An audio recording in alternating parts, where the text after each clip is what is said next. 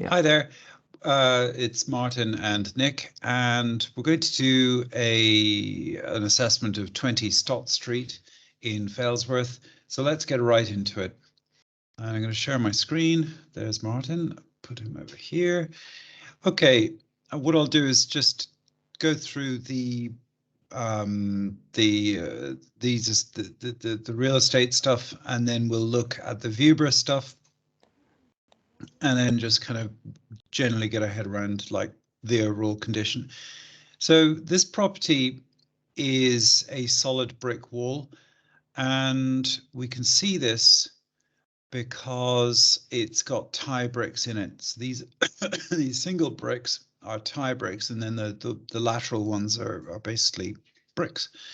And you can see here some quite fancy brickwork, and generally speaking, you would say that when you see this kind of brickwork, these were pre-made bricks, and then they were bought as a set, and then they were put into place.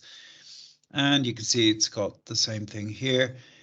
The quality of the bricks is okay. They're not exceptionally good. Yeah. And the reason we know this is because they're very mottled. And if you look at other buildings, say opposite here, they are less mottled and they have more kind of, it's the same, probably this tract was probably built and then you had the other tract built. Oddly enough, this is very different. And I wonder if that's because it was bombed during the war and therefore the whole building had to be replaced. I'm not sure. But anyway, this place has had a very deep renovation, and we'll see why a little bit more later on. It's also had damp-proof coursing done. You can't really see it on these pictures, but I'll show you on the Vubra stuff shortly. And going back here to this, we can see that they've done the interior. Now, one thing I always look for is the coving, for example, or no coving. And I think all of this has gone back to brick. In other words, they've pulled the whole place apart at some point in its history, and they've got rid of the lath and plaster. So I'll just show you just very quickly. It looks like this, and it's an old-fashioned way of doing plastering. The issue was that you'd get lots of bent and twisted bits of wood, and the plasterer would try to make it all smooth and invariably never quite get there. So it's good when a property has had that done, and I think it has in this case. So laminate flooring and reasonably pleasant kitchen. Odd little kind of sidekick thing going on here. I'm not sure what that's all about. Also, interestingly, a very low door here. This isn't a full height door, as far as I can see.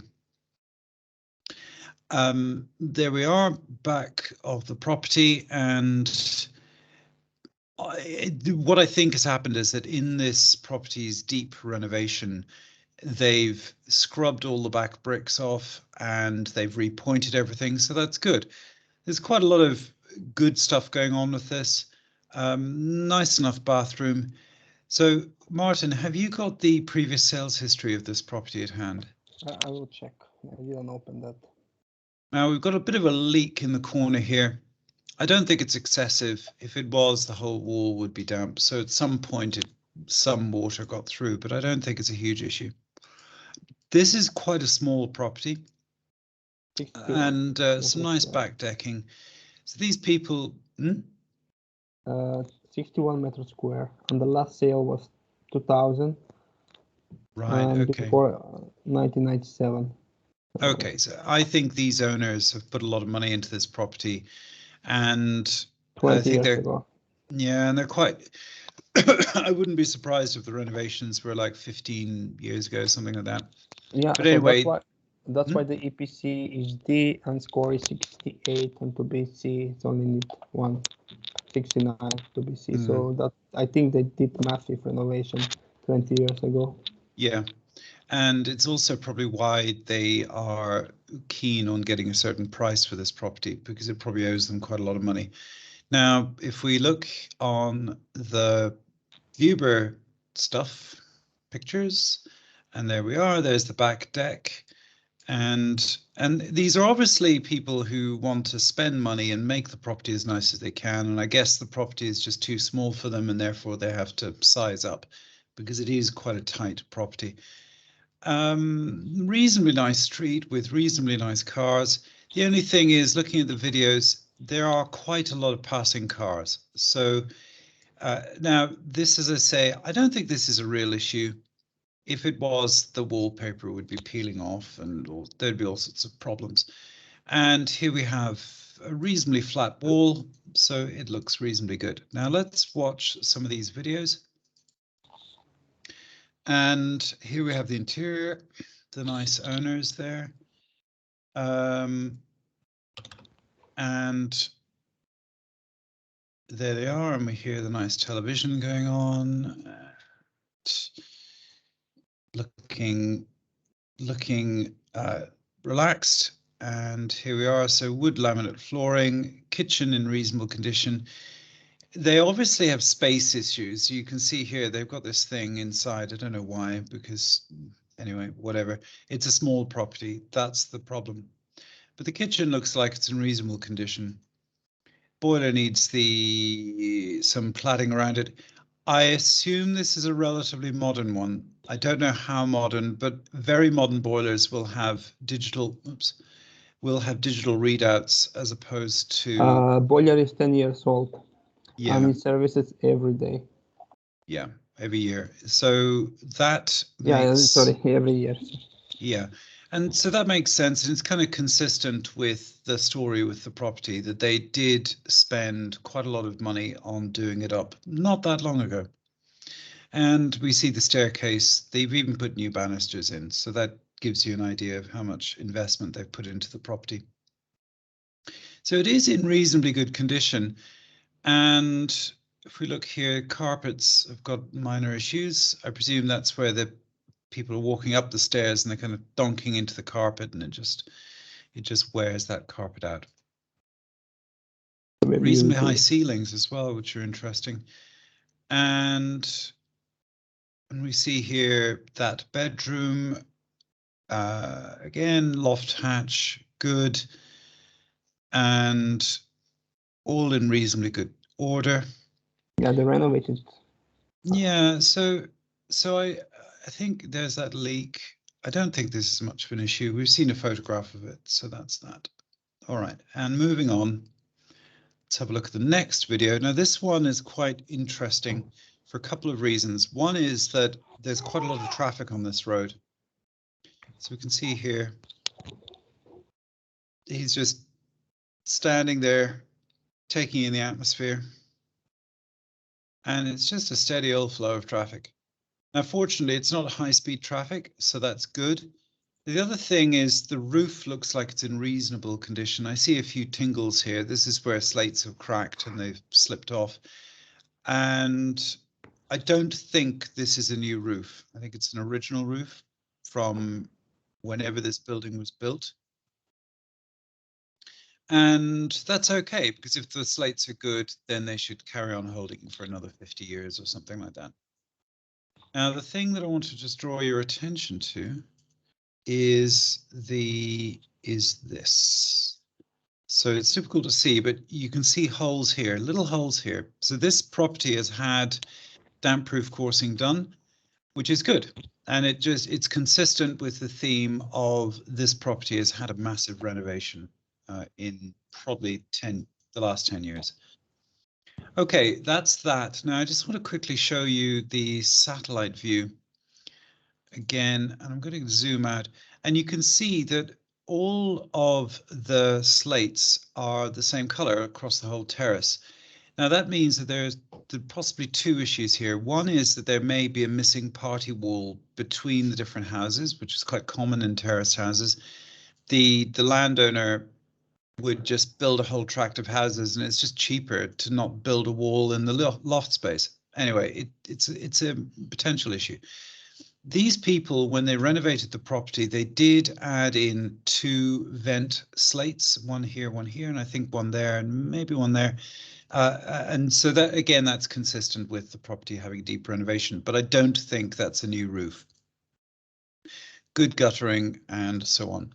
All right, let's move into the demographics and all of that good stuff.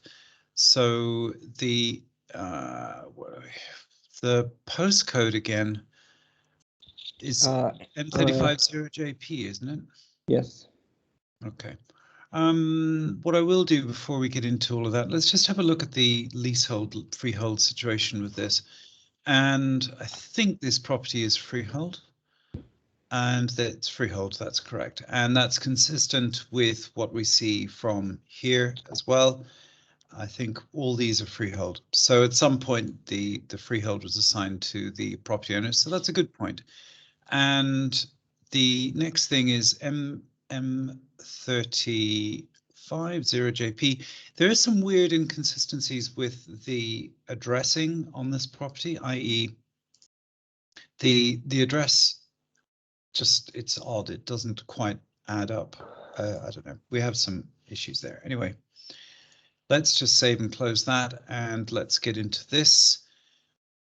And overall, here we are. Oh, it's beside a canal. That's nice. And I think it's near a McDonald's. That's nice. But Martin will talk about the location shortly. I assume that this was housing once and then got raised and then became allotments. So how much crime? Not much crime. That's good. It's a very quiet street overall. Demographics are good, but the thing about this house or this little area here is these are the cheap houses in the good area, if that makes sense. So you've got all these nice semi-detached houses. It's basically, that's the nature of this whole area. In fact, we can see some terraced housing up here and so on. So this would be the better area, but it is a busy-ish road. So it kind of gets slight minus points for me. And as I say, the demographics are reasonably good. Right, let's just pause here and just do some quick scoring on the doors. Scores on the doors for condition, I think it's actually quite good. And I would give it a 3 point. What would you give it, Martin? 4. Yeah, I would give it a 4. I think it is in fundamentally good condition. It's not good like a modern house is good. It's just good for what it is. Location, we haven't really talked about that. Area, we haven't talked about that. Crime, I'm going to go 3.75. It's not exceptionally low. It's kind of average. Demographics are quite good, actually, and I'm going to go 3.9. Now, let's talk about capital growth. It's a really critical variable here. And we can zoom out a little bit. The thing with the capital growth is that whenever you have a lot of social housing or local authority housing, you often get massive capital growth. And it's because they people sell off the houses at a discount, and then they resell the houses. They buy the houses at discount and then resell for a big profit. And that's why I think you're seeing quite big growth in that area. And I think this area is probably more representative overall because there's less social, less local authority housing. Yes, I would say that's more representative of what's going on overall with the growth. So it is pretty exceptional. Generally, 16% is very strong. And we can see here that it was not a particularly strong area on the way up in the previous crash or previous cycle. So as ever, I'm just going to quickly show you capital growth and just go through the map, the assessment. They say yawning is contagious. Me nearly yawning. All right, and this, so if you've seen this before, sorry. If you haven't, it's important. And this is house price affordability. So it's a number of times wages over a house price. And these are peaks. And every time you have a peak, that's basically the end of a cycle.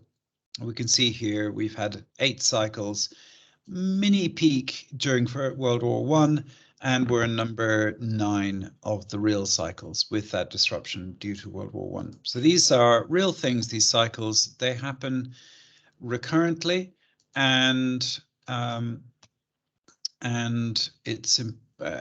just a part of where we're, what the market does. And we're now in the boom phase, and we're about quarter through, I would say. So we've probably got another 3 or 4 more years to go before the cycle finishes. Now, why you get a boom, there's lots of reasons for it, but the weird thing is it's all very consistent. Now, if we just have a look at M26 again, and we can, M35, sorry, M35, we can see here that the average growth for the whole postcode district is around 19%, which is pretty good. And if we look at it from the point of view of like the overall growth story, there are only 3 areas in the whole country, 3% of areas in the whole country that are stronger than it. And interestingly, it was one of the top performers as the market rose.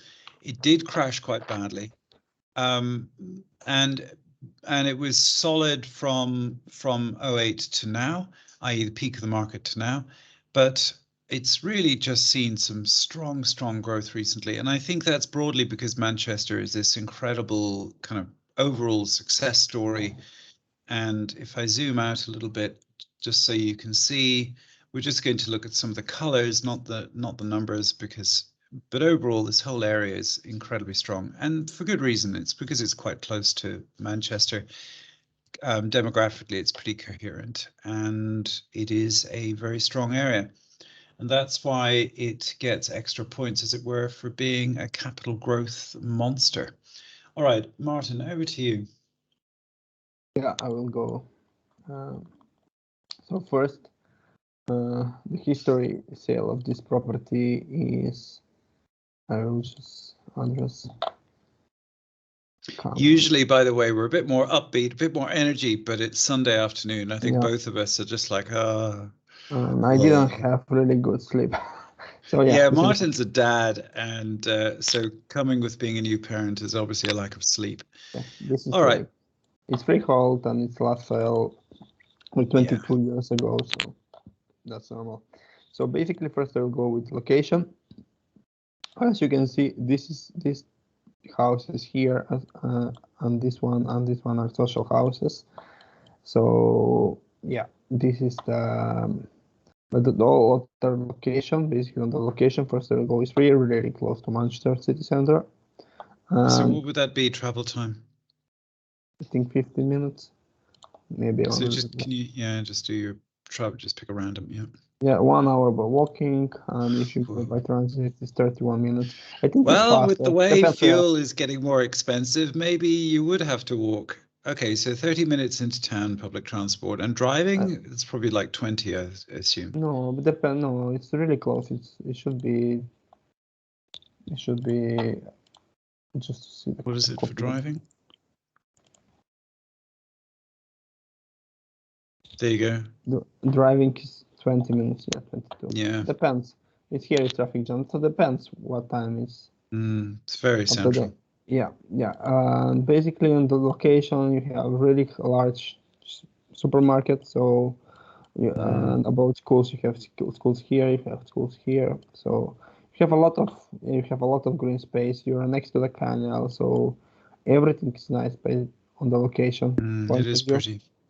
And plus, you have here, like, it's common to have autumn. Yeah, so you can rent it out.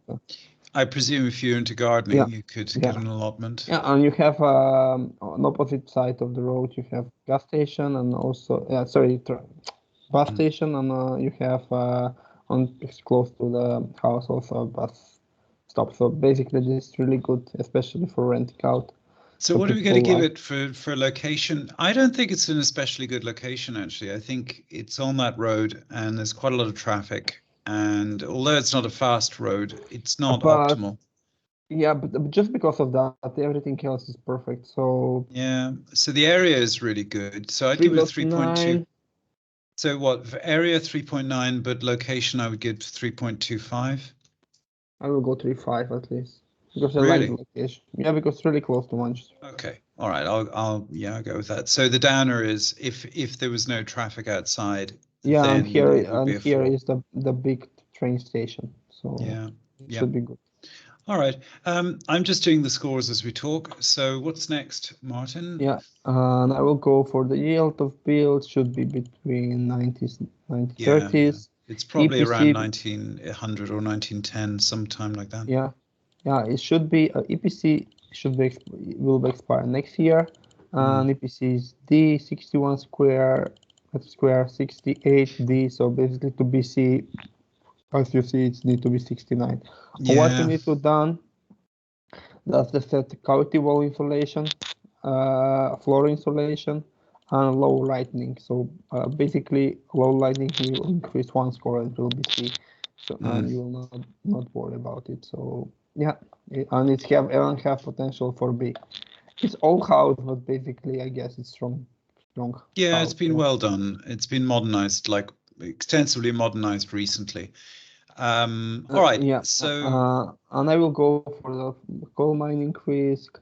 And there is nothing because properties here. There is no risks. As you can see here, it's the mining entrance, like so far away. So I will not be worried about it. And the flood risk, it will be 20. It's also, as I know, I assume it's minimal. So, yeah, very low risk. Yeah, because it's on the it's a little bit. Let me see. Yeah, I quite like the view, the map view. Yeah, so essentially the road is almost like a street, a river, and it just And that's why it's not a huge issue. Yeah. So it's not the flooding that you can't get insurance for, basically, so it's fine. All right, now what's next? Can I just comparables? Can I? Do the comparables, and I'm just going to score up the thing again. And for capital growth, by the way, it is stellar. I'm going to give it a 4.2 on that. Yeah, it's very strong. Yeah, I want to say that for comparable, they are a little bit asking more than they should. Even because they know that the market is getting hotter and hotter, and they're asking. So basically, how to say, they just want to avoid people who like. Yeah, their strategy is to put the property out at a high number and then go from there. Now, there's two ways that people market these things. Many ways, but two predominant ones. They'll put the property out at a lower than average or lower than a lower price.